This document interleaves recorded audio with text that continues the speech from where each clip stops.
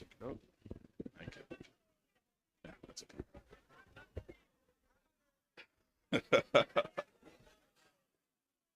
Naona kuna majenziko na ile musangarire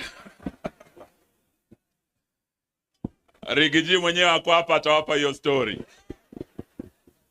Na msiseme hey. My big sister Martha Karua, may I congratulate you and the entire leadership of the PLP for this historic occasion. And may I also congratulate you for the successful launch of this great party. It's a party that has great history. You've been told by my big brother Mohisa Kitui the history of NARC Kenya. Many of you Gen Zs probably will not remember this history, but it is where we started as a people when we came together to bring about regime change of a regime that had been in power for 40 years. The Nyayo regime, the KANU regime. NARC was a coalition of many parties that came together to achieve that. Before that, they had failed twice to remove Moi from power. In 1992, they were divided when Kibaki, Matiba, Jaramogi were all running separately. They lost to Moi.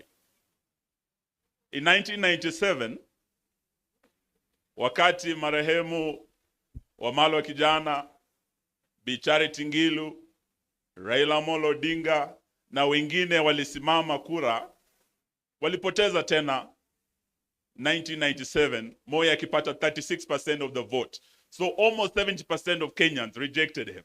But he made his way. 2002, we learned our lesson. And amongst the leaders who are there today, I'm proud that Martha Karua has led us here and brought us together to start this journey again. Are you ready to travel this journey?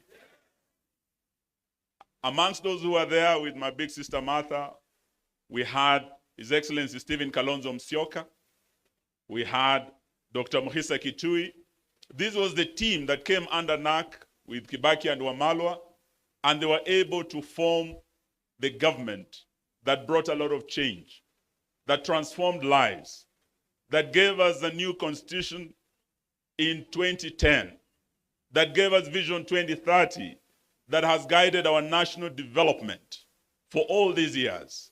This was the team that changed Kenya.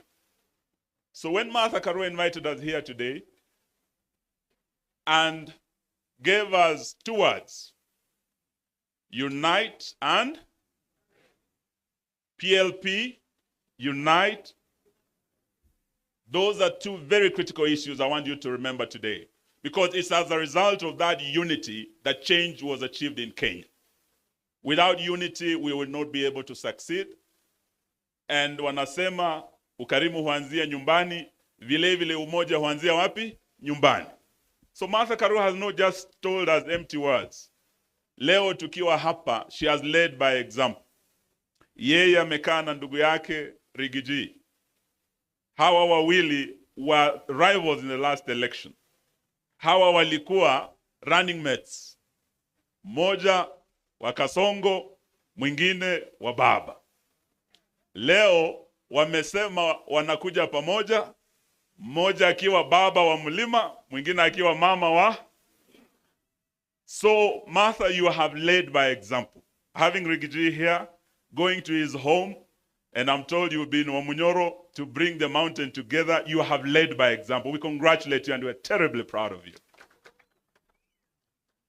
For the young people today, the message of unity is not just about parties, not just about these seasoned politicians, party leaders and political parties. The unity that made us succeed in the first liberation was across generations. We had young Gen Zs like Dedan Kimathi who paid the ultimate price.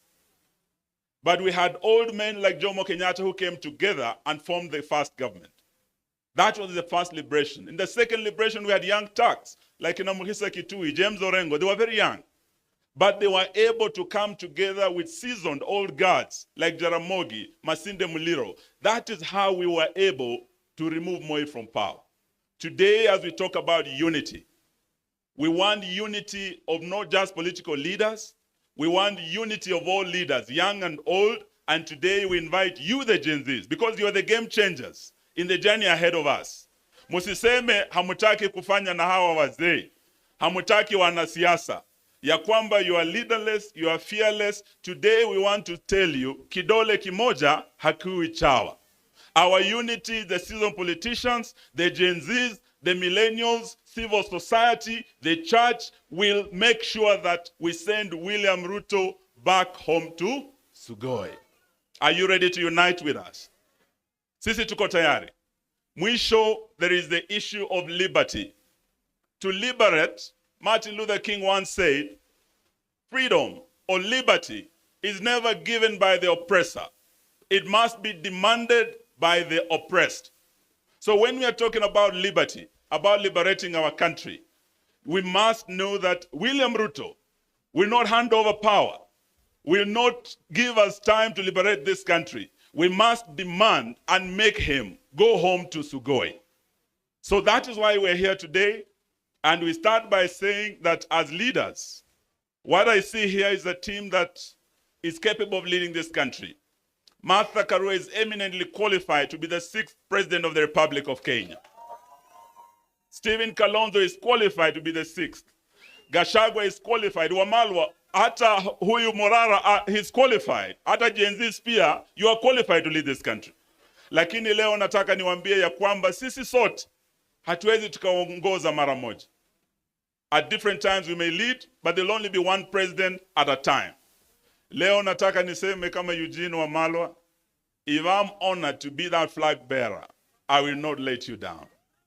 But if I'm not honored to take that position, and the first amongst equals amongst us takes that position as our flag bearer, mimi Eugene wa Malwa nitakuwa wa kwanza kumunga mkono kwa dhati tutoe Kasongo. Now that is the position as DAP Kenya. We have said we are ready to unite, to liberate our country. And to do so, we must be prepared to bear any burden, to make any sacrifice, to support any friend, and to oppose any foe, including our former allies who are leaving the side of the people and joining Kasongo. We will be ready to meet them. Omundu humundu. Are you ready?